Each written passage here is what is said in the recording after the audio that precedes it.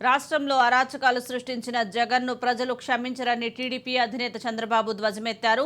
మన రాతలు తిరగరాసుకునే శక్తి మన చేతుల్లోనే ఉందన్నారు. రాష్ట్రంలో ఉంటే బానిసలుగా ఉండాలి, లేదంటే వదిలి పారిపోయే కర్మ ప్రజలకేంటని ప్రశ్నించారు. పెదకూరపాడు, తణుకు, అమలాపురం, గజపతి నగరం నియోజకవర్గాల నుంచి పెద్ద సంఖ్యలో వైకాపా నేతలు, కార్యకర్తలు పార్టీలో చేరారు.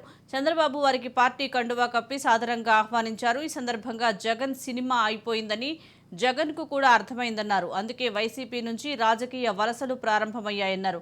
ప్రజలు జగన్ని మార్చాలని నిర్ణయించినప్పుడు ఇక ఎమ్మెల్యేలను బదిలీ చేసి ఏం లాభమని ఎద్దేవా చేశారు. ఎవడైనా మాట్లాడితే వాళ్ళ మీద కేసులు పెట్టేస్తారా మీరు? లేకపోతే నాకు అన్యాయం జరిగిందంటే ఆ వ్యక్తి పైన రౌడీలు వచ్చి పడిపోతారా మీరు? ఇది మీరు గుర్తుపెట్టుకోవాల్సిన అవసరం ఉంది. ఈ రాష్ట్రంలో ఒకటి రెండు కాదు, ఈ వ్యక్తి యొక్క వ్యక్తిత్వాన్ని మీరు గుర్తుపెట్టుకోవాలి. సునాయాసంగా చెప్పిన తప్పును చెప్పకుండా చెప్తానే ఉంటాడు. ఆయన విశ్వాసం మీరందరూ నమ్మతారని. ఒక నాయకుడు అనేవాడు విశ్వాసం ఉంటుంది, వ్యక్తిత్వం ఉంటుంది, మాటకు విలువ ఉంటుంది.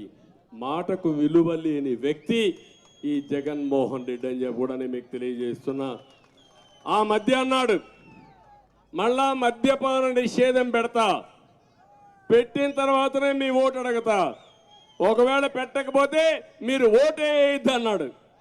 ఇప్పుడేమంటున్నాడు? మద్యపాన నిషేధం దేవుడి కరుగు, కానీ అన్ని నాసిరకం బ్రాండ్లు. ఇది న్యాయమా అని మిమ్మల్ని అడుగుతున్నా. ఆడపిల్లల మంగళ సూత్రాలని తెంచేసే ఇలాంటి ప్రభుత్వం అవసరమా అని మిమ్మల్ని అడుగుతున్నా.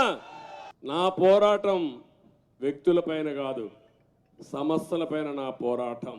అందుకే నేను ఎప్పుడు కూడా వ్యక్తులపైన నా జీవితంలో ఎప్పుడు పోరాటం చేయలేదు. కానీ సమస్యలపైన ప్రజల కోసం ఎలాంటి త్యాగాలకైనా నేను సిద్ధంగా ఉన్నాను తప్ప భయపడే సమస్య ఉండదు. ఎవడైనా మాట్లాడితే వాళ్ళ మీద కేసులు పెట్టేస్తారా మీరు? లేకపోతే నాకు అన్యాయం జరిగిందంటే ఆ వ్యక్తి పైన రౌడీలు వచ్చి